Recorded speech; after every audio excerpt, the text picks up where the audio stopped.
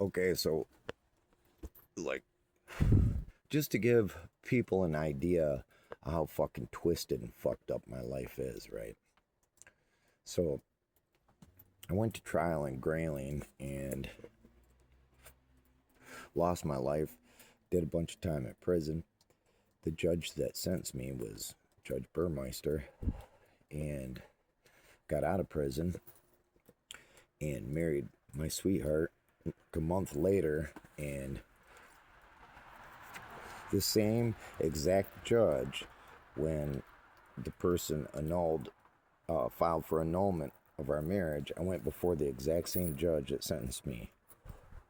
And of course, he ruled against me, and my marriage was split. And I can't even really use names or anything because I'm under restrictions. And it's like, I never married anybody in 50 years. It took me 50 years to decide, I'm like, I said, I'm sorry it took so long to find you. You know, it was a joke because she grew up across the road from me, you know what I mean? But we just never ended up getting together until I was 50, So just life kind of got in the way of our lives, but we always really loved each other, So I don't know,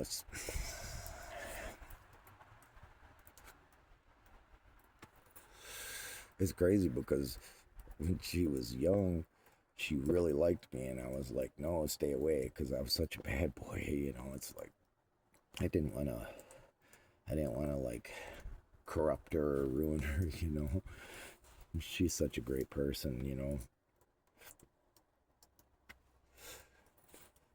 I love her dearly, and I miss her much, every day. But life goes on. But it's just so ironic, and now I have to try and file this paperwork with the courts to try and save my marriage because they're annulling it because she has a guardian. So it's just, and I haven't even really been able to talk about it, but it's like something I have to get off my chest. It's like people don't understand the stresses and traumas that I've went through, and they just judge me by my videos or me being goofy or,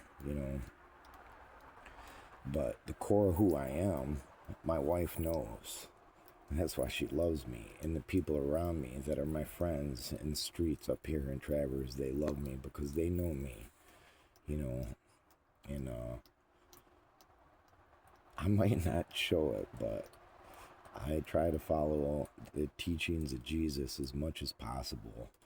And I sin constantly, but a lot of times we miss the whole point. 1 John chapter 4, 7 through 11, it talks about God being love. Those who know God know love because God is love. And those who do not know love do not know God because God is love.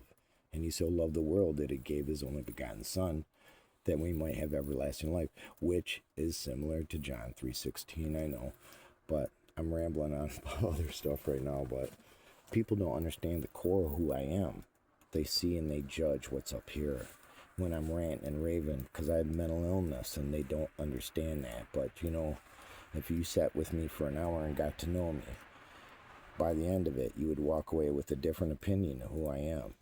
Don't judge me by the way I talk. I'm very intelligent. And I'm very frustrated also, and it's a struggle when you love someone and they love you and someone else tears that union apart, It's the evilest thing. I don't know what's eviler than that.